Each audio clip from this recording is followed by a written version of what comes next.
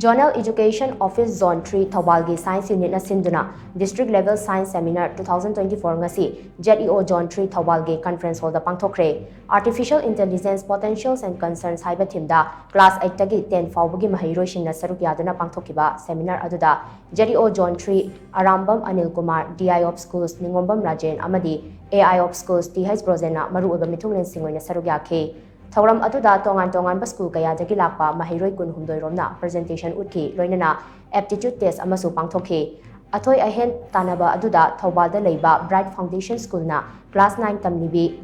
Baba Niwai khomna ahanba Khangabok da leiba KM Blooming Higher Secondary School da class 8 tamlibi athoi bi khundrak pamna ani shuba amadi Bright Foundation School da class 10 tamliba akoi jam wanglen angomna ahum suba takhe Seminar asida ahanba amasung ani suba position taraklaba mahiroi ani asina state level seminar da saruk yaduna athoi ahen tanagani hairi thauram aduga mari leinana ZEO Zone 3 Arambam Anil Kumar na hai telaba matam asida mahiroi shingna piriba performance sings asi singthaningai oi state level seminar da saruk yaba ngam hongtraba mahiroi shingna pukning wakhal hanthaningai oide asigumba seminar asi chahi khudingi pangthokani masina mahiroi shingda Laushin hengat hanbada natana self confidence hengat hanbada achoba thodang lawragani hainasu mahakna makhatana phungdokhi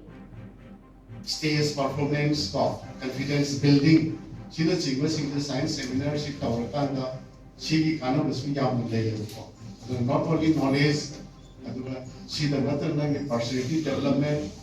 good orientation sida chigba singsi confidence nasada leinawa asagi Kanamna Kanagasu, non performance stage and Holakanda, somewhat reluctant soy baba. And she go back hope that the Nike stays right like the Nike, Chuma Singsi, was a Sigi, Tisser Strike Sigla, Video Sings in his Amans and Chilakara, Kayaka, encouraged coming, which is hands-on, it's a kind of hands-on PPT, high say. Adana. Bisa pinay lagi ako na pre-primary di kay importance NET daga sumnay siya. Hands-on say yang matutag.